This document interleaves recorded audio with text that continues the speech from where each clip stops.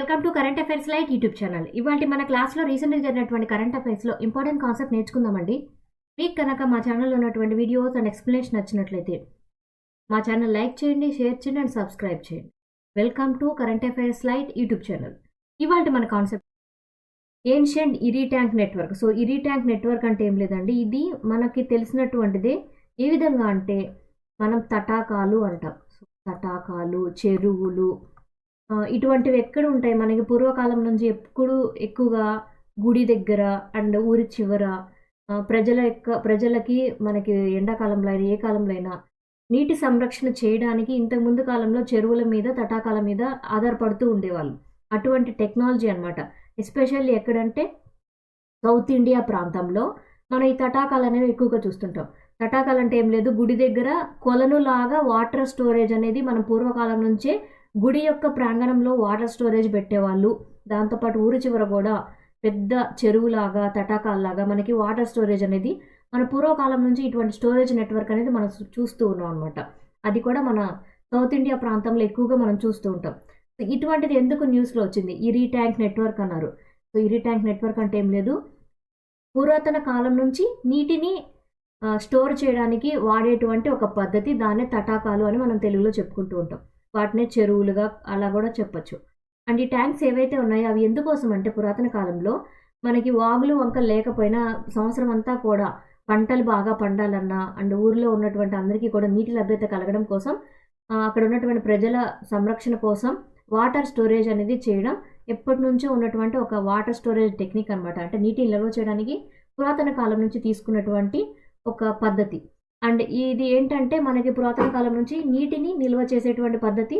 And నీటిని చక్కగా వాడుకోవడానికి, అంటే వర్షపు నీరైనా అవ్వచ్చు అండ్ నీటి బుగ్గల నుంచి వచ్చిన నీరైనా సరే అక్కడ స్టోర్ అయ్యి అందరికి ఉపయోగపడే విధంగా ఉండాలని ఇటువంటి ఇరీ ట్యాంక్ నెట్వర్క్ అనేది మన సౌత్ ఇండియాలో మనం ఎక్కువగా చూస్తుంటాం. సో ఇది ఎందుకు న్యూస్లో వచ్చిందంటే, రీసెంట్గా కాజు వ్యాలీ వాటర్ షెడ్ రీజన్ ఏదైతే ఉందో ఇది నియర్లీ 740 స్క్వేర్ ఫీట్ ఏరియాలో ఈ యొక్క కాజు వ్యాలీ వాటర్ షెడ్ రీజన్ అనేది ఉంది. ఆ రీజన్ని వరల్డ్ మాన్యుమెంట్స్ ఫండ్ వాచ్ వాళ్ళు 2025కి నామినేట్ చేయడం జరిగింది.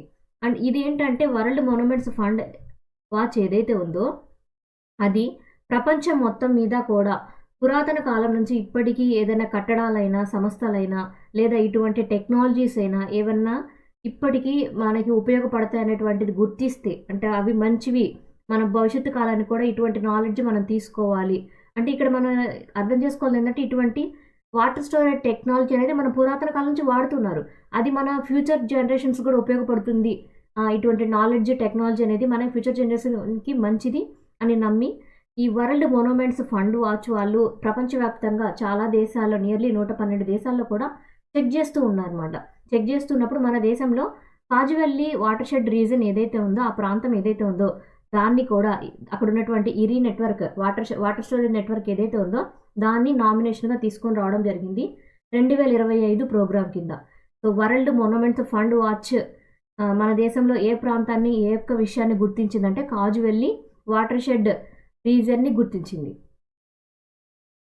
సీనియర్ బ్యూరోక్రాట్ అయినటువంటి రాహుల్ సింగ్ గారు సిబిఎస్ఈ న్యూ చీఫ్గా ఎన్నుకోవడం జరిగింది. ఈయన 1996కి చెందినటువంటి ఐఏఎస్ ఆఫీసర్ అనమాట. ఏ రాష్ట్రం నుంచి అంటే బీహార్ రాష్ట్రం నుంచి ఆయన ఐఏఎస్ ఆఫీసర్గా కొనసాగుతూ ఉన్నారు. అండ్ ఆయన్ని సిబిఎస్ఈ చైర్మన్గా రీసెంట్గా ఆయన అపాయింట్ చేయడం జరిగింది. సో ఈయన ఎవరి తర్వాత నియమితులయ్యారంటే నితి చిబియార్ గారు అనమాట. సో నితి చిబియార్ తర్వాత ఆ స్థానంలో సిబిఎస్ఈ చీఫ్గా రాహుల్ సింగ్ గారు నియమితులయ్యారు. సో ఈయన నితి చిబియార్ ఎవరైతే ఉన్నారో ఆయన్ని నీతి ఆయోగ్కి సలహాదారుగా పంపించడం జరిగింది. అండ్ ఆయన ఈ యొక్క సిబిఎస్ఈ పరంగా ఆయన చేసినటువంటి సేవలను గుర్తించి నీతి ఆయోగ్కి సలహాదారుగా ఆయన నియమించారు. సో రీసెంట్గా అసలు ఈ అపాయింట్మెంట్స్ అనేవి ఎవరు చేస్తారు అంటే మన దేశంలో appointments committee of the cabinet అనేటువంటి టీం ఉంటుంది. వాళ్ళు ఈ యొక్క అపాయింట్మెంట్స్ అనేవి చేస్తూ ఉంటారు. సో సిబిఎస్ఈ పరంగా ఈ యొక్క చేంజ్ ఏదైతే ఉందో సీనియర్ ఐఏఎస్ ఆఫీసర్ని రాహుల్ సింగ్ గారిని సిబిఎస్ఈ న్యూ చీఫ్గా నియమించడం జరిగింది. సో సిబిఎస్ఈ అనేది 1929 నుంచి కూడా మనకి ఉన్నటువంటి చదువుకి ఉన్నటువంటి ఒక వ్యవస్థ. Thank you for watching my video. మీకు కనుక నా వీడియో ఎక్స్ప్లెనేషన్ నచ్చినట్లయితే నా వీడియోస్ లైక్ చేయండి, షేర్ చేయండి అండ్ సబ్స్క్రైబ్ చేయండి. మీకు నా వీడియోస్ ఏ విధంగా అనిపిస్తున్నాయో నా కామెంట్ సెక్షన్లో తెలియజేయండి. Thank you for watching my video. Thank you.